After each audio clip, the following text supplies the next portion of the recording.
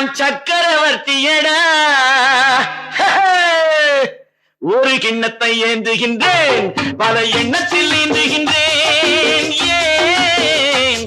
ஒரு கிண்ணத்தை ஏந்துகின்றேன் ஏன்